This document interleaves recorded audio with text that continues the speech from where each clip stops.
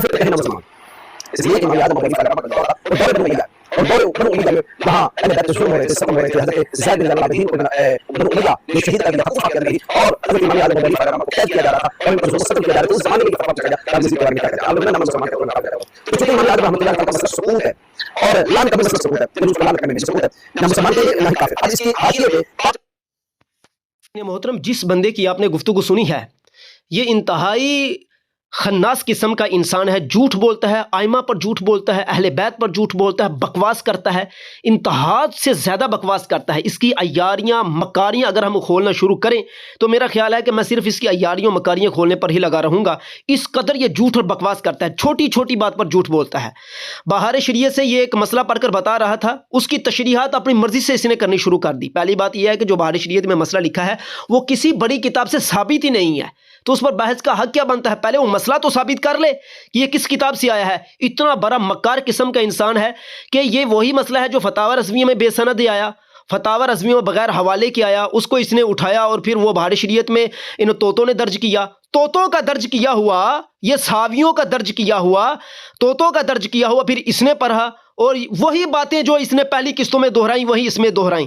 اس میں اس نے ایک خاص بات کہی جس کا میں یہاں پر رد کرنا چاہتا ہوں۔ وہ اس نے پتہ کیا کہا؟ اس نے کہا جی امام اعظم ابو حنیفہ نے یہ فتویٰ اس دور میں دیا تھا جس دور میں حضرت زید نکلے تھے بنو امیہ کے خلاف، بنو امیہ والے اہل بیت پر بڑا ظلم کر رہے تھے۔ میں نے یہ کتاب جو کھول رکھی ہے نا، اس کا آخر میں آپ کو تعارف بھی کروا دوں گا، یہ اسی کے ہم نوالا ہم پیالہ شخص کی میں نے کتاب کھول رکھی ہے۔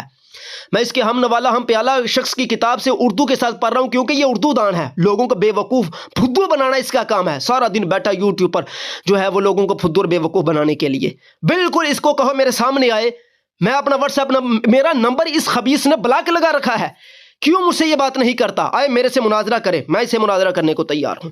اسی عبارت پر جو بہار شریعت میں آئی ہے کہ یہ عبارت جو ہے یہ الحاقیہ عبارت ہے، یہ امام اعظم ابو حنیفہ یا حناف کا مذہب ہرگز نہیں ہے، یہ امام اعظم ابو حنیفہ پر جھوٹ ہے، سفید جھوٹ ہے اور جھوٹ کے علاوہ کچھ نہیں ہے۔ اور اس سے بڑا جھوٹ یہ ہے کہ یہ فتویٰ اس دور میں دیا گیا جب حضرت زید بن علی نے خروج کیا تھا۔ یہ حضرت زید بن علی کے بارے میں یہاں سے میں بات کرنے لگا ہوں۔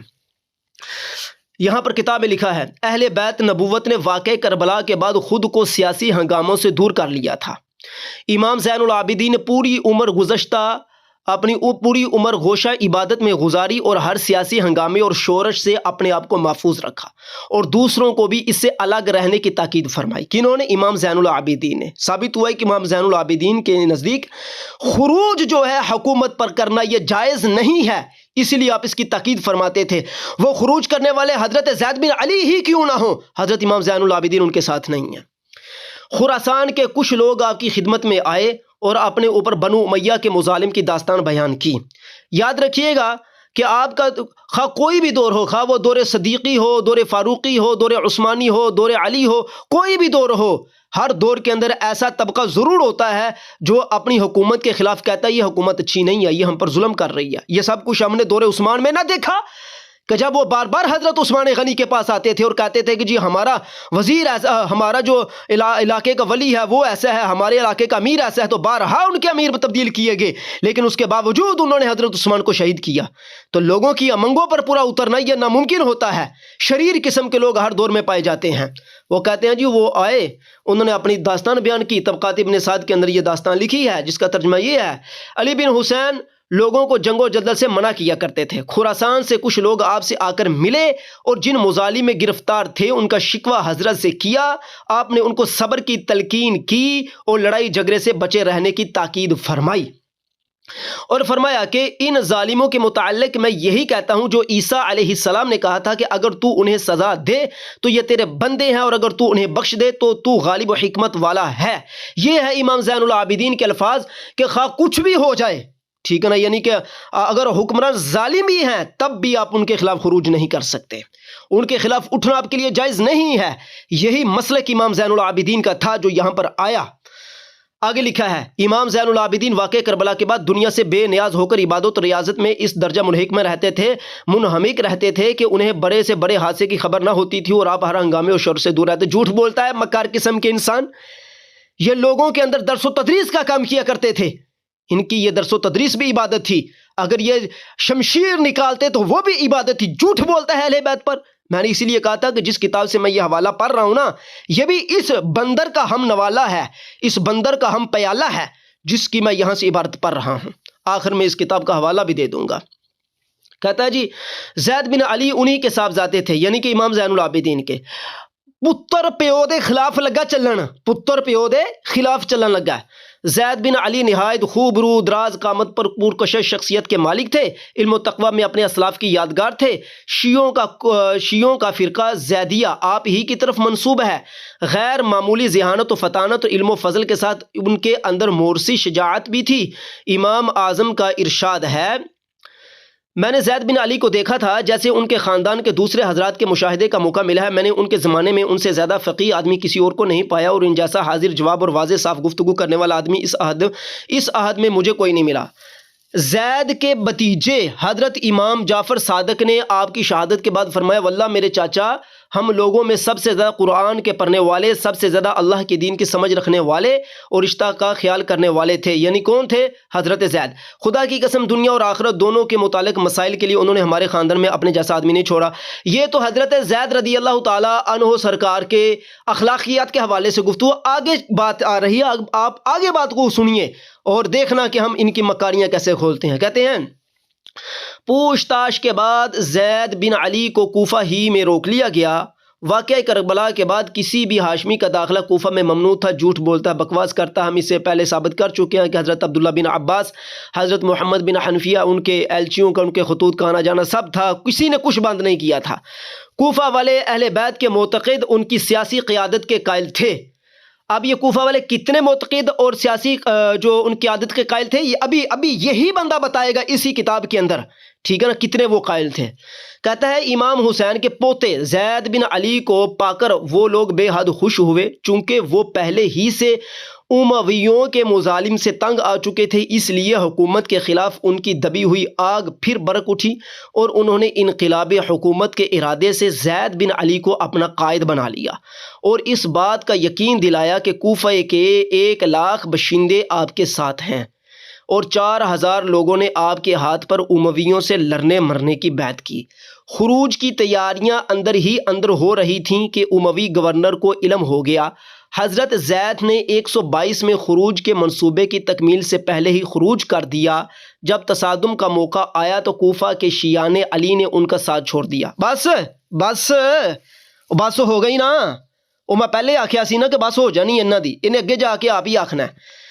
شروع چوکی کہہ رہا ہے کہ یہ سارے کے سارے لوگ اہل بیت کے فدائی تھے، اور خود آگے چل کر اس نے صاف لکھ دیا کہ خروج کے منصوبے کی تکمیل سے پہلے ہی خروج کر دیا حضرت زید نے، معاذ اللہ، یعنی کہ حضرت زید کو پتہ ہی نہیں تھا کہ تکمیل ہوئی ہے کہ نہیں ہوئی۔ جب تصادم کا موقع آیا تو کوفے کے شیعان علی نے ان کا ساتھ چھوڑ دیا۔ اب بتاؤ ان لوگوں کی عیاریاں اور مکاریاں۔ جنگ کے وقت صرف 218 آدمی آپ کے ساتھ تھے، دوران جنگ ایک تیر سے گھائل ہوئے اور ان کی زندگی کا خاتمہ ہو گیا۔ اس طرح زید بن علی کی تحریک ناکام ہو گئی، لیکن انہوں نے امر بالمعروف نہی عن المنکر کا فریضہ انجام دیتے ہوئے اپنے دادا کی طرح، آگے یہ مولویوں کی اپنی طرح کی قصے کہانیاں کہ وہ ایک بات کو لمبا چوڑا کر کے لکھ دیتے ہیں۔ الغرض یہ ہے کہ 218 آدمی آپ کے ساتھ رہے اور آپ جو ہیں حکومت کے خلاف برسرے پیکار ہوئے۔ ہم اس واقعہ کی تحقیق کے پیچھے نہیں گئے، کیونکہ بہت زیادہ کتاب لکھنے والوں نے جنہوں نے سیرت امام اعظم ابو حنیفہ کو لکھا، انہوں نے اس واقعہ کو ذکر ہی نہیں کیا کہ اس کا تعلق امام اعظم ابو حنیفہ سے کوئی بنتا یا نہیں بنتا۔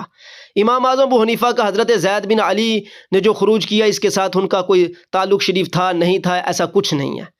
کیوں کہ کہیں سے ثابت ہی نہیں ہے۔ جو باتیں ثابت ہوتی ہیں ہم آگے چل کر آپ کے سامنے رکھ رہے ہیں، اسی کتاب کے اندر انہوں نے لکھا ہوا سارا کچھ۔ یہ کہتے ہیں امام اعظم کا رویہ، یہاں سے دیکھیے، کہتے ہیں امام اعظم ابو حنیفہ بھی انہی لوگوں میں تھے۔ اب یہ کھینچ تان کر انہوں نے امام اعظم ابو حنیفہ کو ملانا تو ہے ہی ان کے ساتھ، جو زید بن علی کے طرفدار تھے لیکن کھل کر میدان میں نہیں آئے۔ او بھائی اہل بیت کے طرفدار کون نہیں ہے؟ جب ان کا رشتہ حضور صلی اللہ علیہ وسلم کے خاندان سے ملتا ہے، جب تک وہ ایمانیات پر پکے ہیں تو ہر بندہ ان سے محبت کرتا ہے۔ کہتے ہیں کہ لیکن امام اعظم ابو حنیفہ کھل کر میدان میں نہیں آئے، جس کی وجہ یہ تھی کہ وہ کوفہ والوں کی کمزوریوں سے واقف تھے۔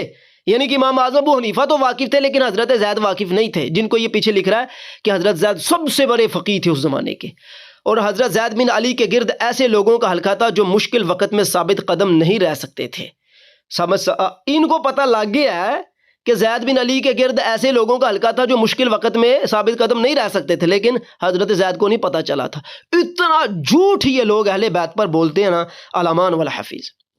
اور حضرت زید بن علی کے گرد مضبوط اموی حکومت کے انقلاب کی جدوجہد کے لیے جس عسکری تنظیم اور قوت کی ضرورت تھی وہ زید بن علی کے پاس نہیں تھی، اس لیے امام صاحب کھل کر میدان میں نہیں آئے، ٹھیک ہے۔ حضرت زید نے خود امام صاحب کے پاس فضیل بن زبیر کو تحریک میں عملاً شرکت کی دعوت کے لیے بھیجا۔ فضیل کا بیان ہے کہ امام ابو حنیفہ نے سب سے پہلا سوال یہ کیا، فقہاء میں سے کن لوگوں کی آمد و رفت زید کے پاس ہے؟ فضیل نے نام شمار کروائے، پھر امام نے ارشاد فرمایا، حضرت زید کا خروج حضور صلی اللہ علیہ وسلم کا بدر میں تشریف آوری کے مشابہ ہے۔ توبہ توبہ توبہ توبہ توبہ استغفر اللہ۔ یعنی حضرت زید جس طرح لڑ رہے ہیں نا، یہ ایسے ہی ہے جیسے حضور صلی اللہ علیہ وسلم بدر میں جا کر لڑے تھے۔ تو پھر امام اعظم ابو حنیفہ کھل کر بھی میدان میں نہیں آئے۔ اور بغیرت قسم کے انسان، تم لوگوں نے ایسی کتابیں ایسی روایتیں لکھ کر تو خود امام اعظم ابو حنیفہ کی عزت کا جنازہ نکال دی۔ کیا کہہ رہے ہیں جی وہ بدر تھا۔ اور پیچھے لکھا ہے کہ حضرت زید نے امام صاحب کے پاس فضیل بن زبیر کو تحریک میں عملاً شرکت کی دعوت کے لیے بھیجا تھا، ٹھیک ہے نا۔ یعنی کہ حضرت زید خود اماموں کو دعوت دے رہے، تو پھر حضرت امام اعظم ابو حنیفہ آئے بھی نہیں۔ اس کا مطلب وہ اہل بیت کے پھر یہ بھی دشمن ہو گئے، یہ بھی اہل بیت کے دشمن ہو گئے نا۔ استغفر اللہ، اتنی گنونی سازشیں اہل بیت کے اوپر۔ امام زین العابدین حضرت زید کے ساتھ نہیں مل رہے، حضرت امام جعفر صادق نہیں مل رہے، حضرت امام باقر نہیں مل رہے، صرف حضرت زید ہی خروج کر رہے ہیں۔ حضرت امام اعظم ابو حنیفہ بھی نہیں ملے، امام سفیان ثوری نہیں ملے، ان کے دور کے اندر جتنے بڑے بڑے بزرگ تھے ان میں سے کوئی نہ ملا۔ یہ کیسا خروج ہے؟ اہل بیت پر جھوٹ، تاریخ کی کتابوں کے اندر الامان والحفیظ۔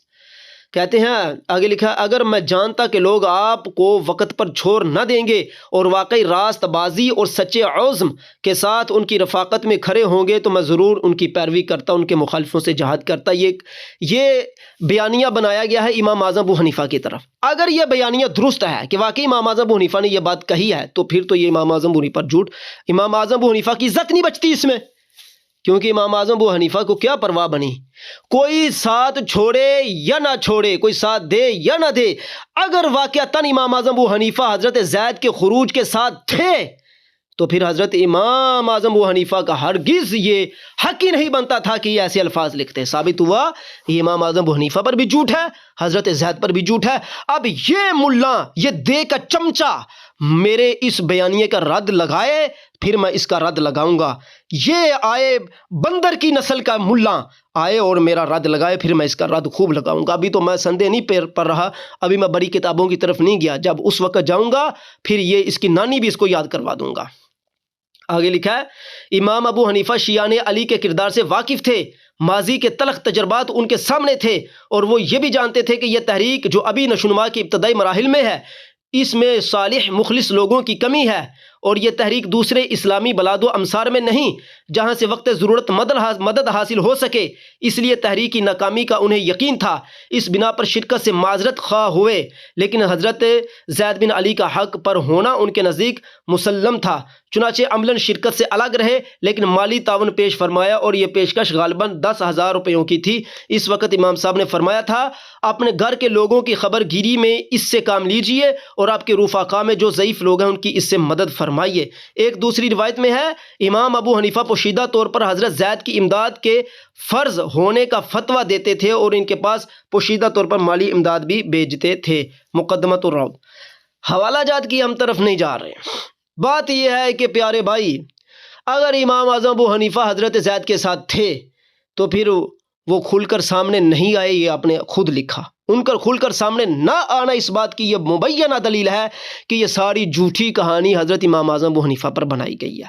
اور دوسری بات، اس دے کے چمچے نے کہا تھا، ایک تو یہ بات کہہ دی نا کہ اس زمانے میں امام اعظم ابو حنیفہ نے فتویٰ دیا تھا، فتویٰ تو دور کی بات ہے، امام اعظم ابو حنیفہ نے تو حضرت زید کا ساتھ بھی نہیں دیا، کھل کر انہوں نے لکھا ہے کہ کھل کر میدان میں نہ آئے۔ اور بھائی پیچھے سے تم کچھ بھی کہتے رہو، جو کھل کر نہیں آیا اس کا مطلب یہ ہے کہ وہ ان کے ساتھ نہیں تھے، امام زین العابدین بھی ان کے ساتھ نہیں تھے۔ اب یہ دے کا چمچہ پتہ کیا کہہ رہا تھا یہ کہہ رہا تھا بھائی امام زین العابدین اپنا امام اعظم ابو حنیفہ نے اس دور میں یزید کے متعلق سقوط کا فتویٰ دیا تھا، فٹے مت تیری شکل کے، کسی فتوے کا اس دور میں ذکر نہیں ہے۔ آگے چل کر ہم مزید بتاتے ہیں، کہتا ہے امام اعظم ابو حنیفہ کو بھی اس دور میں ان بنو امیہ کی وجہ سے ظلم و ستم کا نشانہ بنایا گیا۔ اب دیکھتے ہیں کہ کیا بنو امیہ کی وجہ سے ظلم و ستم کا نشانہ بنایا گیا تھا۔ آگے میں پڑھتا ہوں آپ کے سامنے۔ کہتا ہے نا کہ امام اعظم ابو حنیفہ کو اس لیے قید کیا گیا کہ انہوں نے حضرت زید بن علی کا ساتھ دیا تھا، فتویٰ ان کے حق میں دیا تھا۔ یہ اسی کے ہم نوالہ ہم پہ اللہ کی کتاب سے میں پڑھ کر بتانے لگا ہوں، ذرا یہ اردو دان تھا، اسی کتاب کو ہی پڑھ لیتا اچھی طریقے سے۔ یہاں پر لکھا ہے صاحب معجم کا بیان ہے، بنو امیہ کی طرف سے عراق کا والی ابن حبیرہ تھا۔ عراق میں جب فتنوں نے سر اٹھایا تو اس نے عراق کے فقہا کو اکٹھا کیا اور اپنی حکومت کے مختلف شعبوں میں سے ایک ایک شعبہ ہر ایک کے حوالے کیا۔ ابن حبیرہ نے عاصم بن ربیع کے ذریعے امام صاحب کے سامنے یعنی امام اعظم ابو حنیفہ کے سامنے حکومت کا ایک نہایت اہم اور کلیدی عہدہ پیش کیا اور کہا مہر ان کے سپرد کی جائے گی تاکہ جو کوئی حکم نافذ ہو اور کوئی تحریر جو حکومت کی طرف سے صادر ہو اور خزانہ سے جو مال برآمد ہو وہ امام ابو حنیفہ ہی کی نگرانی میں ہو۔ اس سے معلوم ہوا کہ وہ آپ کو وزارت مال اور تمام شاہی دستاویزات کے صادر کرنے کا اختیار دینا چاہتا تھا۔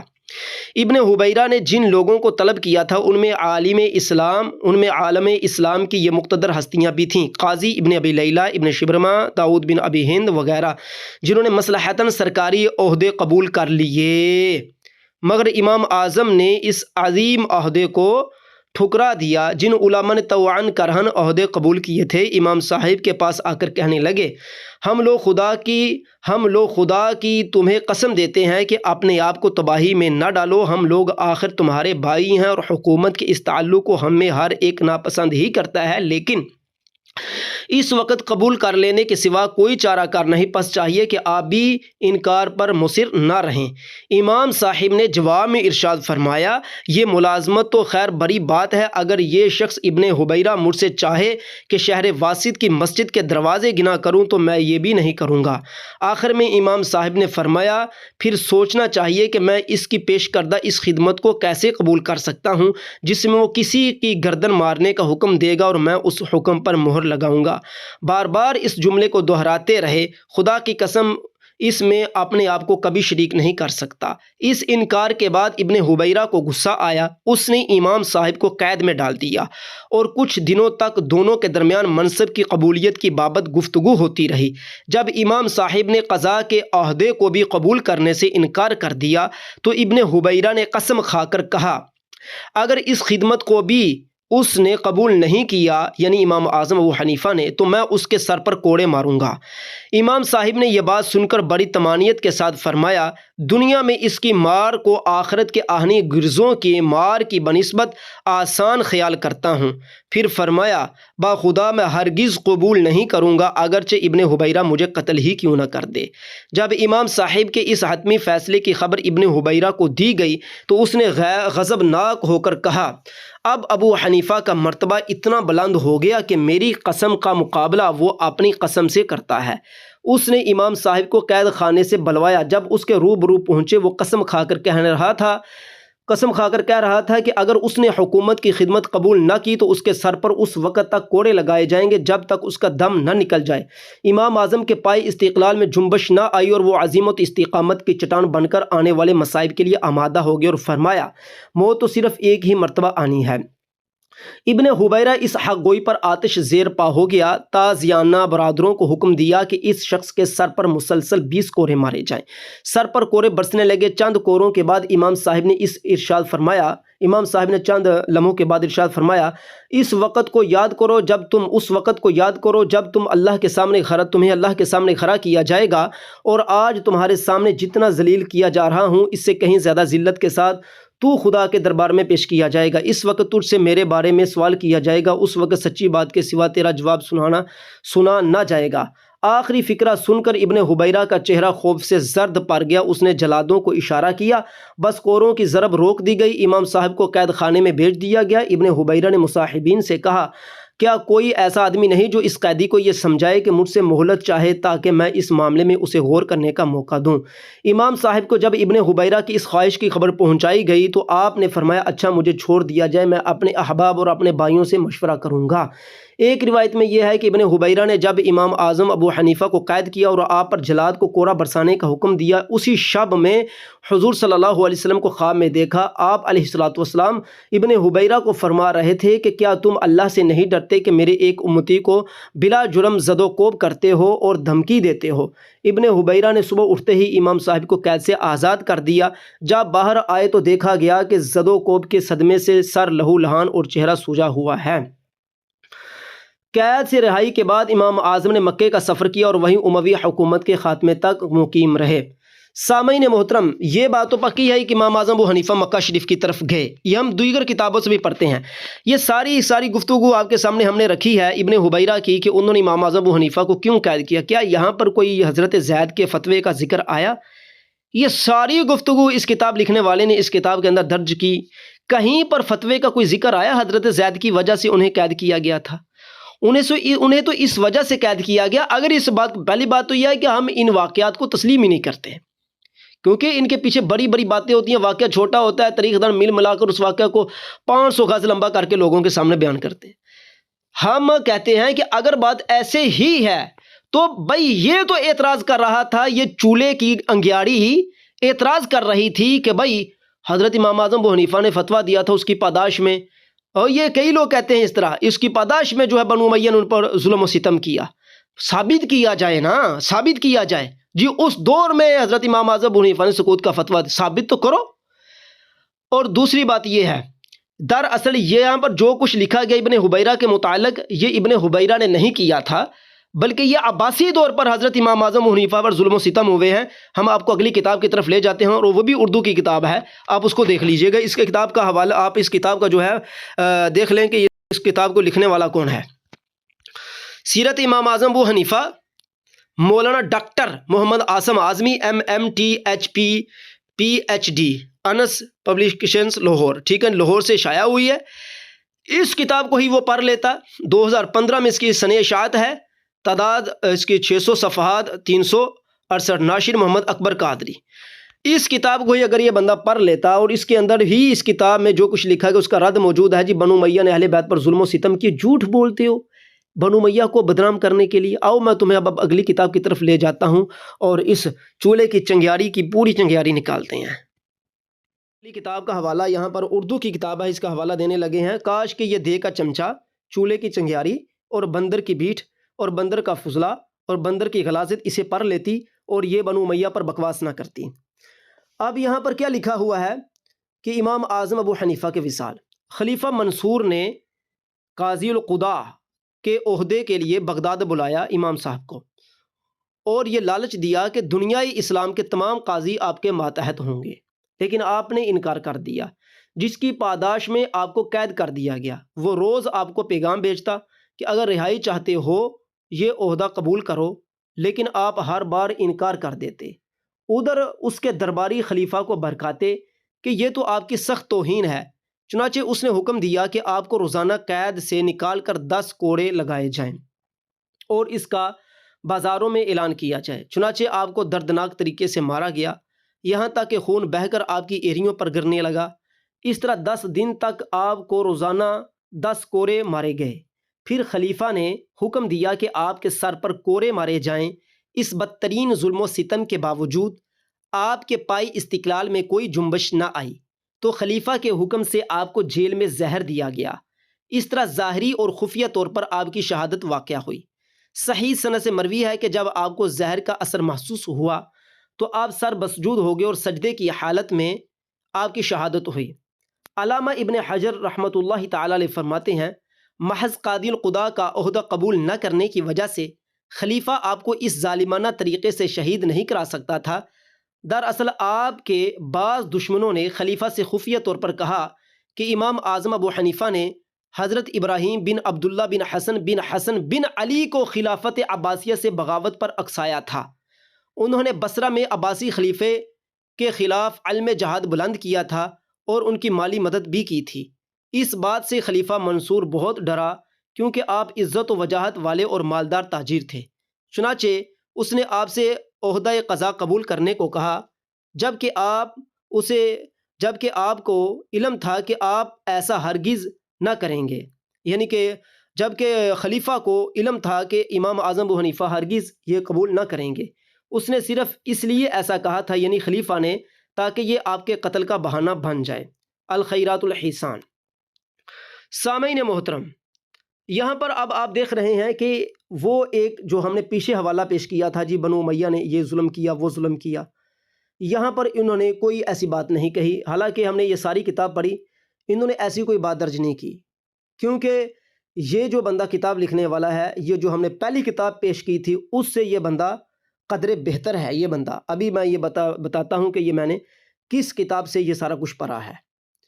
تو یہاں پر بھی ابن حجر علیہ رحمہ کے حوالے سے جو بات لکھی گئی ہے کہ انہوں نے یہ کہا ہے کہ کسی نے جا کر خلیفہ کے کان بھرے تھے کہ انہوں نے ابراہیم بن عبداللہ بن حسن، یعنی حضرت امام حسن بن علی، حضرت امام زین العابدین نہیں بلکہ حضرت حسن کے بیٹے حسن اور حسن کے بیٹے آگے عبداللہ اور عبداللہ کے بیٹے ابراہیم، یہ کافی پیچھے آگے چل کر سلسلہ آ جاتا ہے۔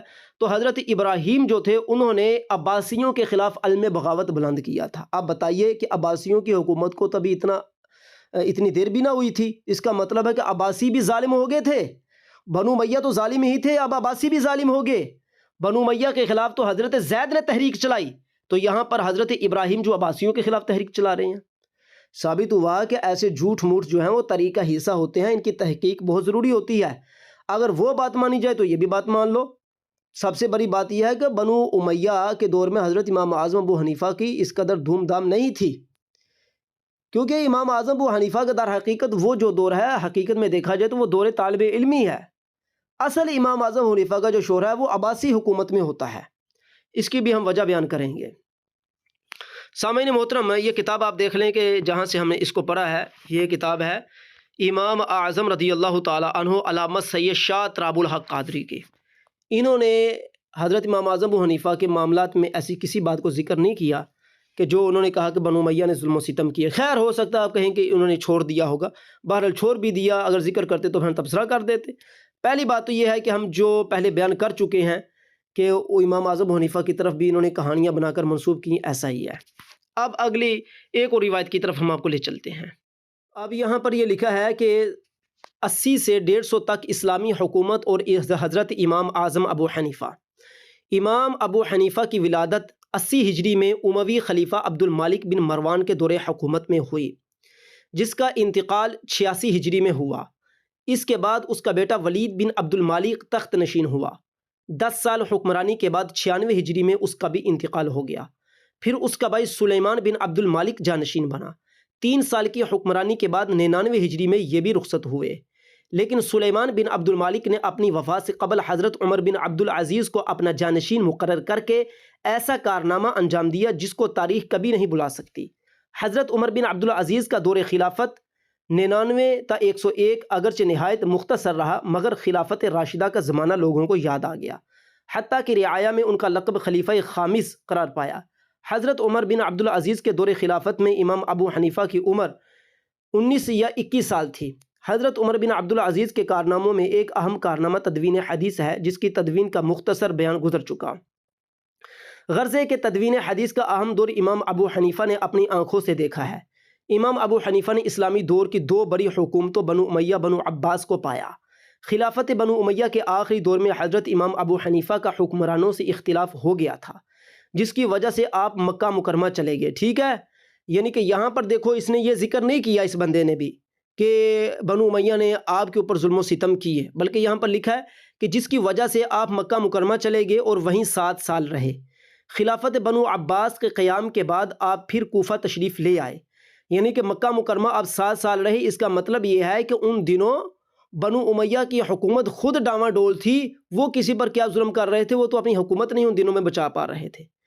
اسی وجہ سے انہی 7 سالوں کے درمیان میں بنو عباسیہ کی حکومت جو ہے، وہ بنو عباس جو لوگ ہیں، حضرت عبداللہ بن عباس کی جو اولاد کے لوگ تھے، وہ غالب آ گئے۔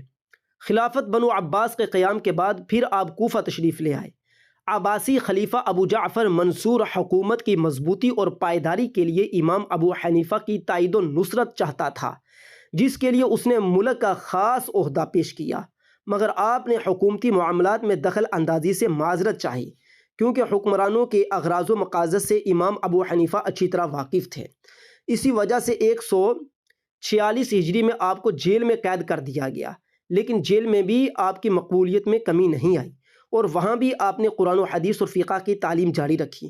چنانچہ امام محمد نے امام ابو حنیفہ سے جیل میں ہی تعلیم حاصل کی۔ حکمرانوں نے اس پر ہی بس نہیں کیا بلکہ روزانہ 20 کوروں کی سزا بھی مقرر کی۔ خطیب البغدادی 150 ہجری میں امام صاحب دار فانی سے دار البقاء کی طرف کوچ کر گئے۔ امام احمد بن حنبل امام ابو حنیفہ کے آزمائشی دور کو یاد کر کے رویا کرتے تھے اور ان کے لیے دعائے رحمت کیا کرتے تھے۔ الخیرات الحسان۔ سامعین محترم، یہ ہم نے کہاں سے پڑھا ہے؟ یہ ہم نے دیوبندیوں کی ویب سائٹ سے پڑھا ہے، کیونکہ دیوبندی بھی امام اعظم ابو حنیفہ کو تسلیم کرتے ہیں، مانتے ہیں، اپنا مشائخ تسلیم کرتے ہیں۔ یہ دیکھیے مولانا محمد نجیب سمولی قاسمی ریاض، ٹھیک ہے نا بھائی؟ بات یہ ہے، آخر میں پھر وہی بات کرنا مقصود ہے کہ اس مولوی چمچے نے، یہ جو مولوی چمچہ ہے، اس کی تصویر لگا کر بتاؤں آپ کو، یہ جو مولوی چمچہ ہے، یہ والا مولوی چمچہ، اس مولوی چمچہ صاحب نے جس طریقے سے حملہ کرنا چاہا ہے، اس مولوی چمچے کا آپ چینل دیکھ رہے ہیں، یہ مولوی چمچہ، اس مولوی چمچے کو ہمارا یہ چیلنج ہے کہ ملا چمچے آ ہمارا مقابلہ کر، ہم تجھے بتائیں تو بنو امیہ پر بھونکتا ہے اور تو نے امام اعظم ابو حنیفہ پر جھوٹ بولا کہ امام اعظم ابو حنیفہ نے اس دور میں فتویٰ دیا تھا، امام اعظم ابو حنیفہ نے حضرت زید کا ساتھ دیا تھا، امام اعظم ابو حنیفہ کو بنو امیہ نے یوں کیا تھا، وہ کیا تھا، آ تو صحیح ہمارا مقابلہ تو کر۔ ہم اس بات کا انکار نہیں کرتے کہ وہ معصوم تھے، جتنے بنو امیہ کے خلفاء تھے وہ معصوم تھے، عباسیوں کے معصوم تھے، ہم انکار نہیں کرتے، ہم کہتے ہیں کہ اونچ نیچ ہو ہی ہوگی، لیکن اس اونچ نیچ کو آپ لے کر یہ کہہ دیں جی وہ ان کے ساتھ بغض و عناد پر تلے ہوئے تھے، وہ یہ تھا جی وہ تھا، اور تم اس کو فرقہ واریت میں دھکیل دو، حکومتوں کے معاملات کو لے کر فرقہ واریت میں دھکیل دو، ہم اس کو نہیں جو ہے وہ برداشت کر سکتے۔ انشاءاللہ تعالی لگا میرے خلاف بیان، تیری پٹائی ایسی کروں گا کہ تیری اماں بھی تجھے یاد کرے گی۔